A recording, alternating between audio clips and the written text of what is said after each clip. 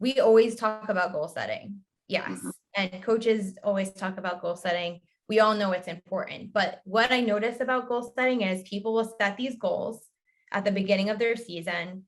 Mhm. This is what I want to get at the end of the season, and that's where they end. That is not an effective way to set goals. If we want Mhm. to benefit from our goals, for our confidence, for our motivation, we have to set not just set goals, but we have to set a blueprint of how we're going to reach that goal. And we have to constantly be reassessing throughout the Mhm. season, revisiting that. Am I getting there? If not, what do I need to change in my blueprint? So, how we set our goals directly impacts our confidence and our motivation. So, I would say check in with how you're setting goals. That's a big one.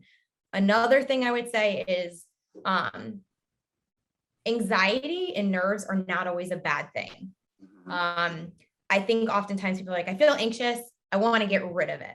And I tell people, well, one, no, you don't, because you want some of that anxiety. At some anxiety, some of that nerves is actually beneficial for performance. It's when Uh-huh. we're too anxious or too nervous or too worked up, is that's when performance starts to fall. So Mhm. no, you want anxiety. And then the other thing is how we perceive our anxiety really impacts us. If we Mhm. think about how we physically experience anxiety in our body, it is almost identical to how we experience excitement in our body. The only difference is how we perceive that Right. experience. So just even challenging yourself a little bit to say, listen, I'm excited for this.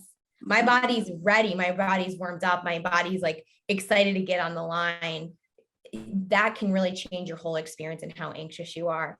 And then the last thing I'll say, and I think I'll get a lot of pushback on this one, but you don't have to be confident all the time. Confidence does not mean you will play well, and not being confident doesn't mean you will play well.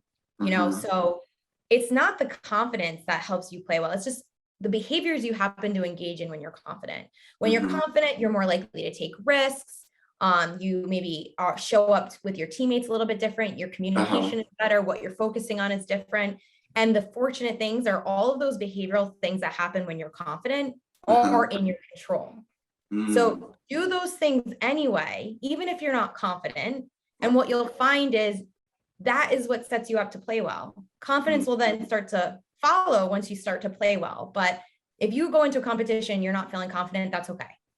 That doesn't mean you're not going to play well. Just remember what behaviors are important to engage in when you're competing, and the confidence is going to follow that.